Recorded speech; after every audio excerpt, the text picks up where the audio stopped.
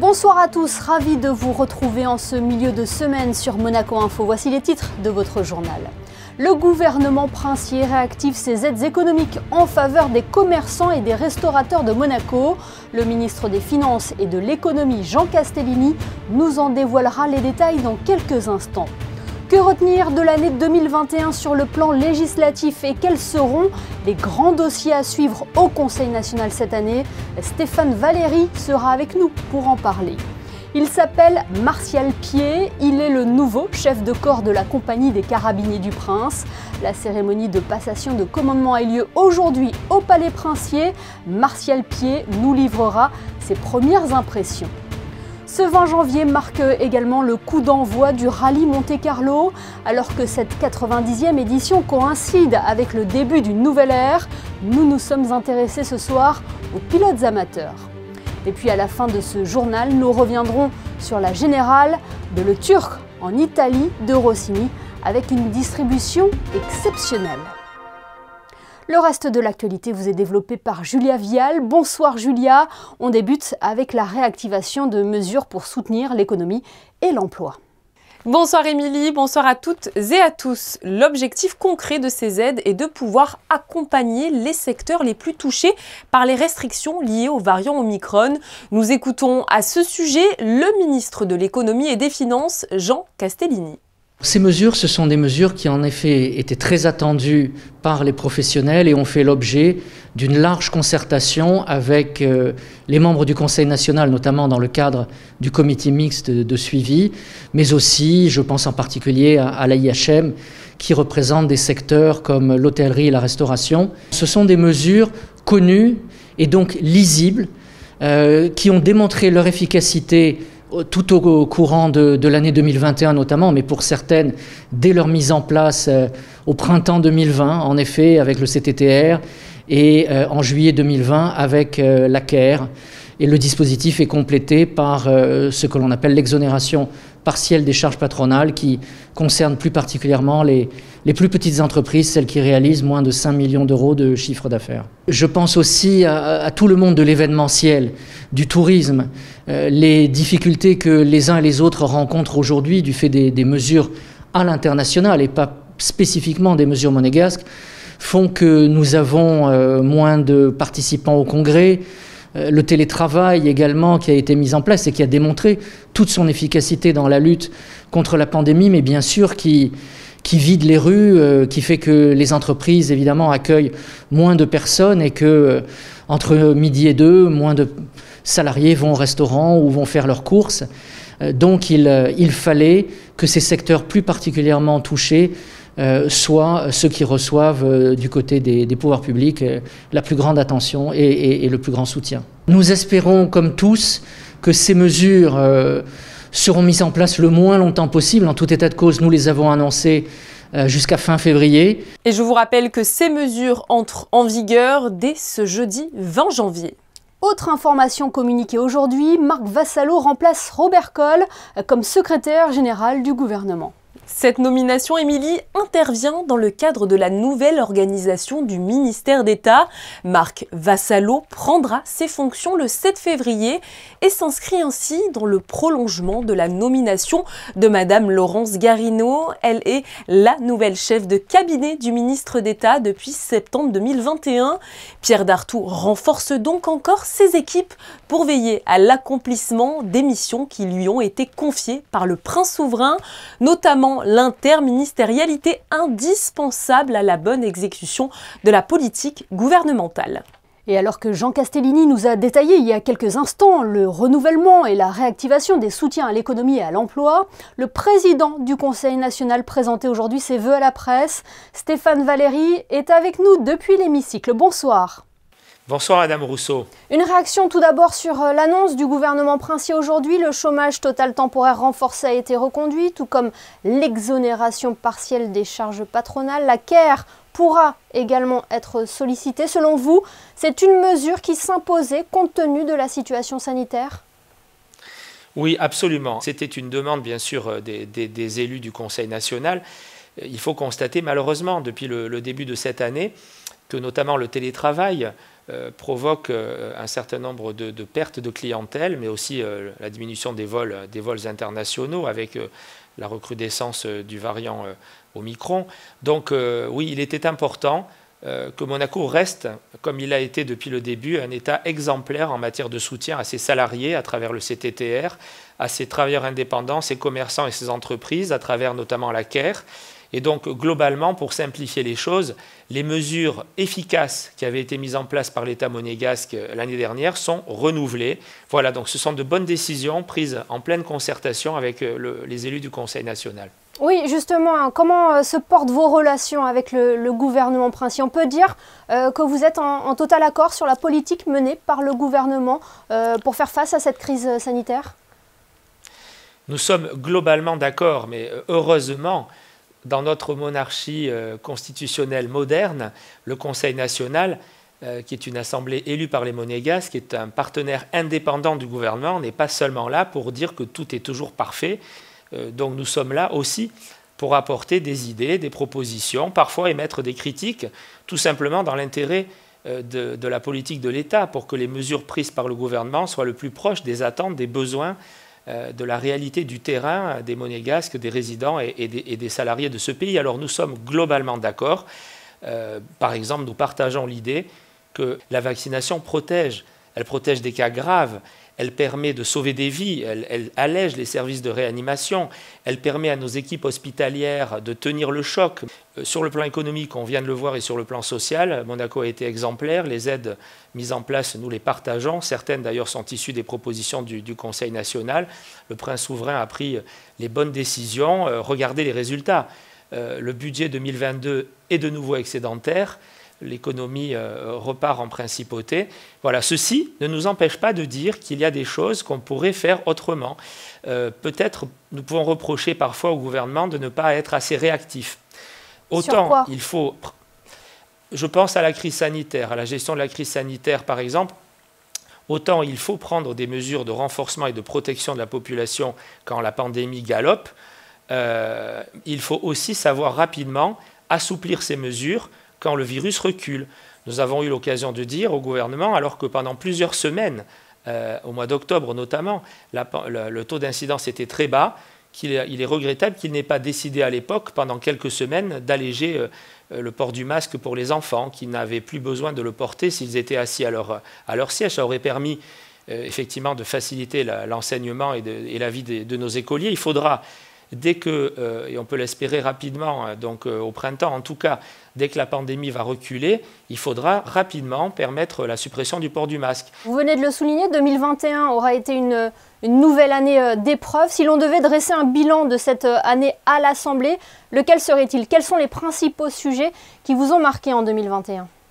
J'ai fait donc le bilan ce matin pour la préparation de ces vœux à la presse. Et donc, je peux vous dire que nous avons voté 15 textes importants. La transmission de la nationalité par mariage, qui est passée à 20 années, de mise en place d'une politique exemplaire de lutte contre le harcèlement scolaire et les violences scolaires. Donc, une loi très moderne et très progressiste a été votée au Conseil national.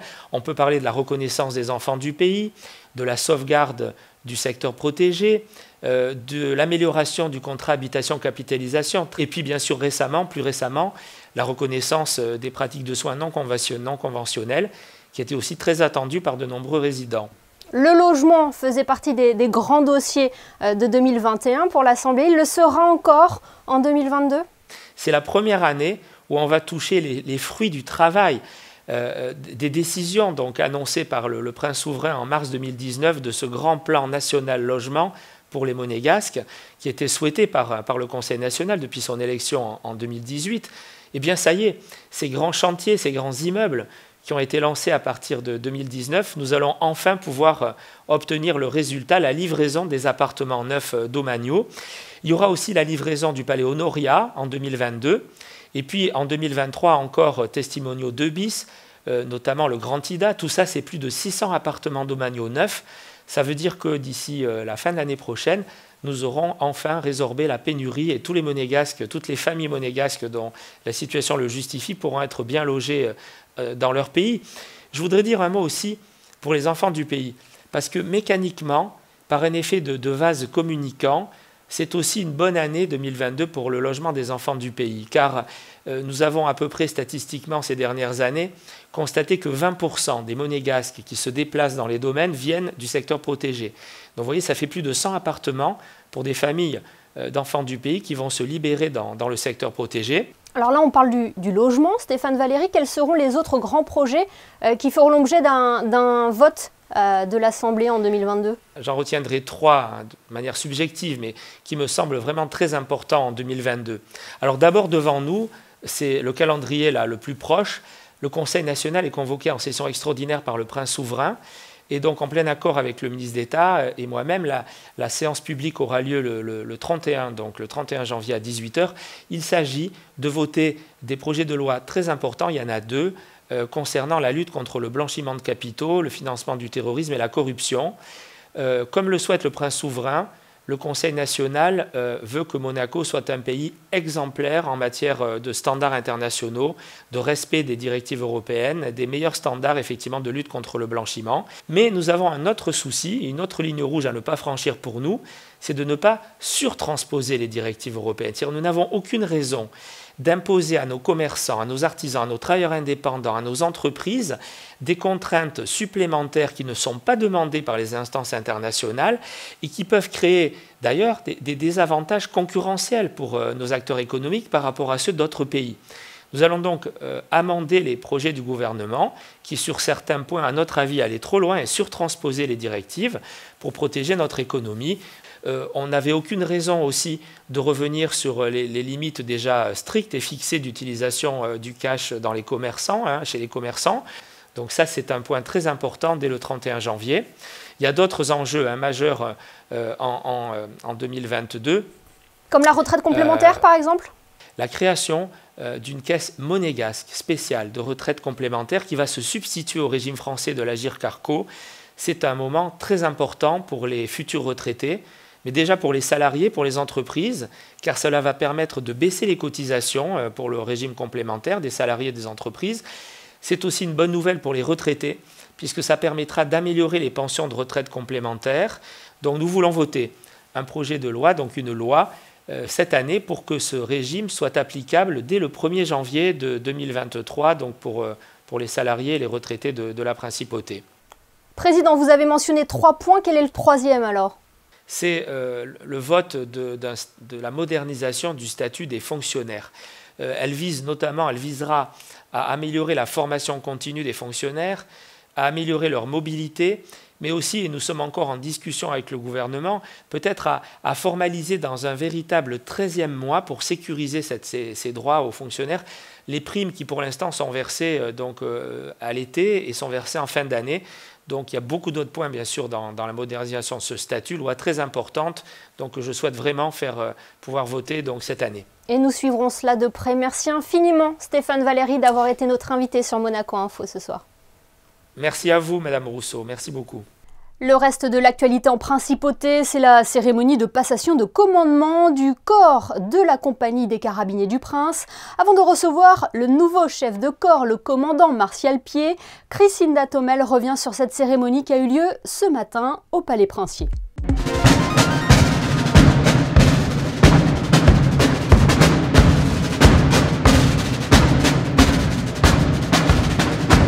Une cérémonie de passation de commandement du corps des carabiniers du Prince qui s'est déroulée dans la cour d'honneur du Palais Princier aux ordres du commandant supérieur de la force publique. Sous le regard bienveillant du prince Albert, le lieutenant-colonel Gilles Convertini a décroché le fanion de son arme pour le remettre au souverain avant de le saluer, un instant chargé d'émotion après 38 ans de service auprès de la famille princière. C'est que du bonheur finalement. Je suis arrivé, j'avais à peine 22 ans et je repars, j'en ai 60. Donc c'est vrai que ça a été long, on a l'impression que c'était très long, mais en réalité c'est passé à une vitesse grand V et que des beaux événements. Je pense que quand on arrive chez les carabiniers, c'est très rapide. Dès qu'on arrive, dès qu'on commence à participer un petit peu à la vie de Monaco, on s'aperçoit que on vit comme eux.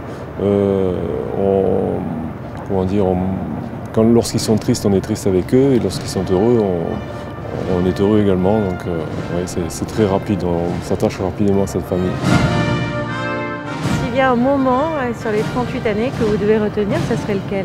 Je pense au mariage notamment.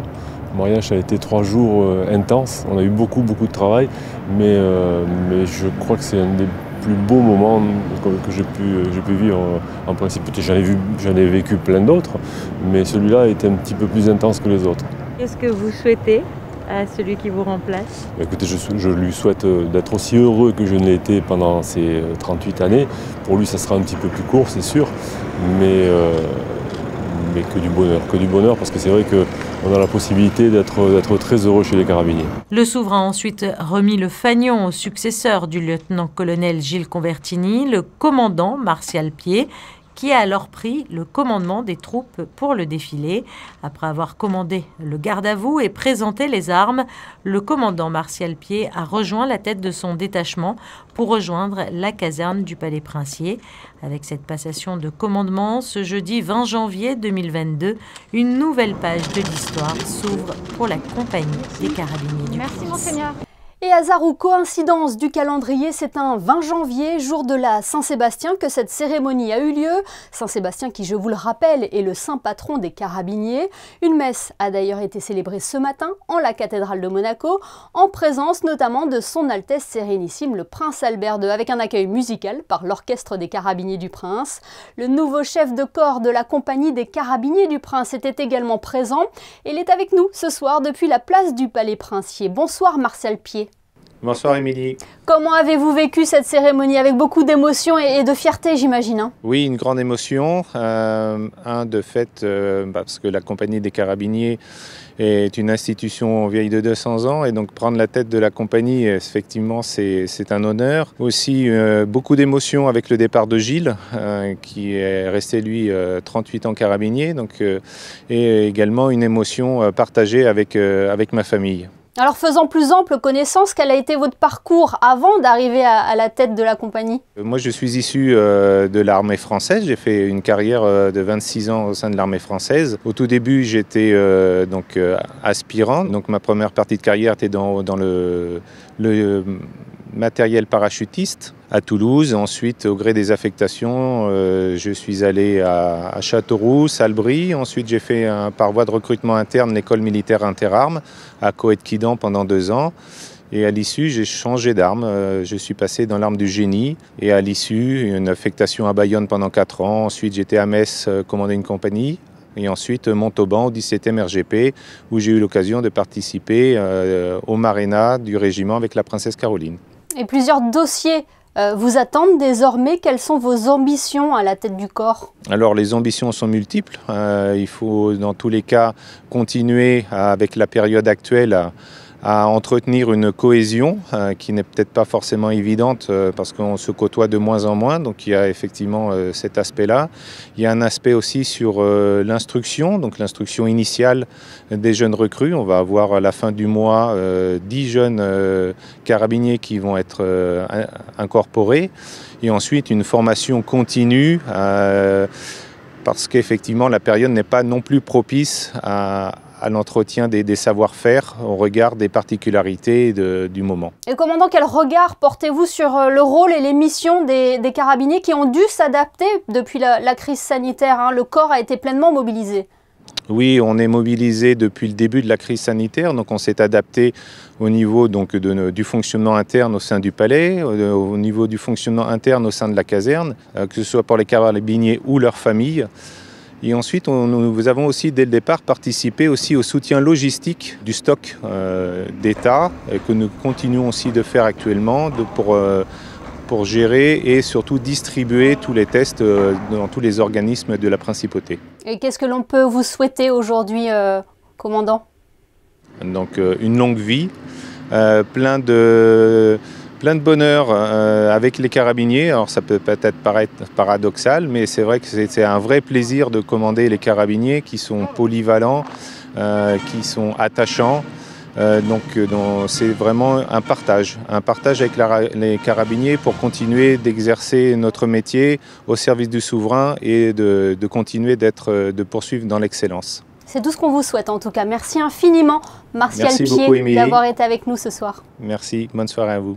Le départ du 90e rallye Monte-Carlo a été donné en début de soirée depuis la place du Casino. Si cette 90e édition est le début d'une nouvelle ère pour le championnat du monde WRC, il reste encore les fidèles de la première heure. Comment les pilotes amateurs ont-ils préparé cette échéance? Frédéric Hélion et Lionel Bernardi sont allés à leur rencontre au parc d'assistance aujourd'hui, juste avant le début de la compétition. Pendant que Sébastien Ogier, Thierry Neuville ou encore Sébastien Loeb prenaient leur marque lors du traditionnel shakedown ce matin, les pilotes amateurs procédaient eux au dernier réglage dans le parc d'assistance, à quelques heures du grand départ du 90e Monte-Carlo. Dès 8 heures, on règle les derniers petits détails parce que nous on est des amateurs, le moindre petit détail pour nous c'est très important et ça permet quelque part de s'enlever des soucis. Et quand, par exemple, il arrive midi, donc on sait pas, comme on va partir vers 20h, on ne sait pas si on mange, on n'a pas faim, c'est quand même stressant. Il faut reconnaître que c'est assez stressant, c'est quand même un rallye championnat du monde. Traditionnellement, le rallye Monte-Carlo est toujours très piégeux, avec de la neige, des portions verglacées. Cette année, les routes risquent d'être beaucoup plus sèches que d'habitude. Ça change pas mal, ouais, parce qu'en fait, on va se retrouver avec des petits pièges d'humidité qu'on n'aura pas forcément les années précédentes, ce sera totalement enneigé ou verglacé. Donc les ouvreurs vont avoir une grande importance. Le matin même, on fait le point avec les ouvreurs de leur travail qu'on va leur demander pour tout le week-end. On se cale sur les notes. On vérifie tous les derniers timings, que tout soit bon, les réglementations, qu'on n'a rien oublié, voilà, pour une manière de partir serein. Et pour cette 90e édition, un gros morceau attend tous les pilotes avec le mythique col du Turini dès ce soir. Et vibrez au rythme du rallye Monte-Carlo avec votre émission Les Experts, animée par Vanessa Dessy, Christophe Paco et notre consultant Franck Phillips. Rendez-vous tous les matins à 8h30 sur notre antenne. Parlons d'un autre rendez-vous caritatif cette fois-ci qui rassemble aussi du monde, c'est la marche Pink Ribbon Monaco, Julia. Dans le cadre de la Monaco Run, la 10e marche Pink Ribbon aura lieu le dimanche 13 février. Depuis sa première édition en 2011, la marche Pink Ribbon Monaco a réuni des milliers de participants. Un grand soutien aux personnes souffrant du cancer du sein. Cette action permet en effet de sensibiliser sur les méthodes de prévention et de dépistage précoce. Pour participer à cette marche solidaire, rendez-vous sur le site pinkribbon.mc. Avis aux photographes maintenant, la Fondation Prince Albert II de Monaco lance la 2e édition de son prix de photographie environnementale. Les inscriptions sont effectivement ouvertes jusqu'au 20 mars prochain via la plateforme spécialisée Photocro. Les photographes sont donc dès à présent invités à soumettre jusqu'à 5 photographies dans chacune des 5 catégories du concours. Je vous les rappelle, merveilles polaires au cœur de la forêt, monde sous-marin, humanité versus nature et pour finir vers un avenir durable. Le prix de photographie environnementale de la Fondation a été lancé en 2021 à l'occasion de son 15e anniversaire. Ce prix annuel a été créé, Émilie, dans le but de récompenser les photographes qui mettent leur créativité au service de la sensibilisation à la protection de l'environnement. Et Julia, vous teniez à nous parler d'un concert à ne pas manquer, celui de la légende du rock, Iggy Pop. Il se produira effectivement, Émilie, au Grimaldi Forum le 19 mai prochain. C'est l'un des artistes les plus influents de l'histoire du rock. À 74 ans, dont plus de 57 années de carrière, Iggy Pop revient sur scène pour une tournée exceptionnelle en Europe. Et il propose à cette occasion une dizaine de dates dans l'Hexagone et une escale monégasque le 19 mai dans le cadre unique de la salle des Princes du Grimaldi Forum de Monaco. Pensez donc à réserver dès à présent vos places. Et dans un tout autre style musical, une équipe de Monaco Info a assisté hier à la générale de l'opéra de Rossini, le Turc en Italie, avec notamment Cecilia Bartoli et les musiciens du Prince. Voyez ce reportage de José Sacré.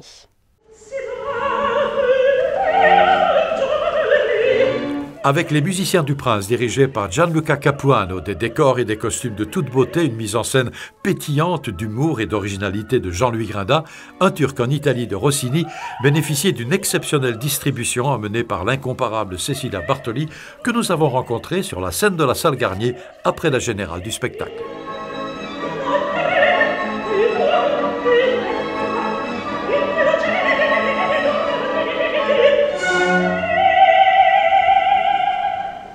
bravo. Merci, je vous remercie beaucoup. Là, on est tellement contents. Ça, c'est la distribution. Ouais, voilà, Fiorilla, il turco, Selim, Geronio, c'est mon mari. Oh, il poète, c'est à cause de lui que tout ce bordel arrive là. Albazar, si, et Narciso et la bella Zaida, qui voilà, c'est la femme, enfin c'est toute une histoire, c'est la femme de Selim, mais Selim, il fait quand même un peu de, mais oui, un peu la cour à Fiorilla. Fiorilla, bien sûr, elle est tellement intéressée, voilà.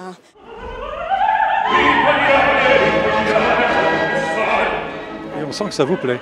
Ben, oui, ça me plaît de jouer, oui, de jouer avec une distribution comme ça, c'est magnifique. Alors vraiment, M. Grinda fait un travail exceptionnel. Et notre orchestre aussi, hein, les musiciens du Prince. Oui. Voilà le chef d'orchestre, viens Gianluca. Viens Gianluca. Bonsoir. Capuano, bravo. Voilà, merci.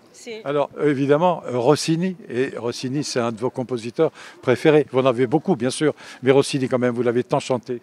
Ben, Rossini, oui, je le chantais beaucoup. Ça fait 35 ans que je chante Rossini. On dirait pas.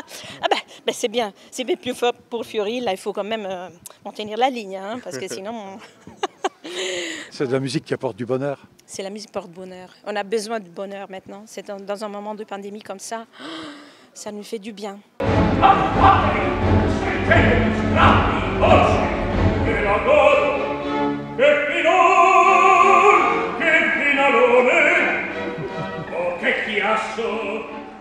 Rossini nous apprend toujours à avoir une voix élastique. Non, Adrien, qu'est-ce que tu penses?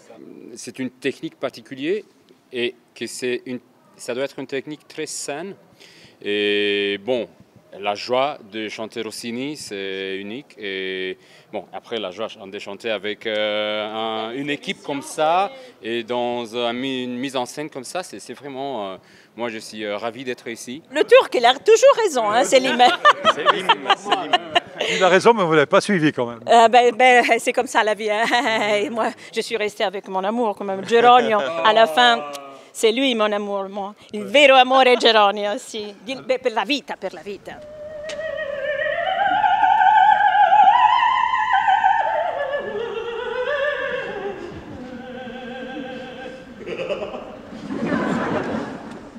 Mais quel opéra, hein? Elle m'a pris ma place. Non. Je suis très mécontent. Non, ce qu'on espère, c'est qu'elle s'invitera. Ah oui, je crois. Non, là... Un Turc en Italie de Rossini, première production réalisée dans le cadre d'un nouveau contrat de partenariat avec la banque Pictet, sera à l'affiche de l'Opéra de Monte-Carlo jusqu'au 27 janvier.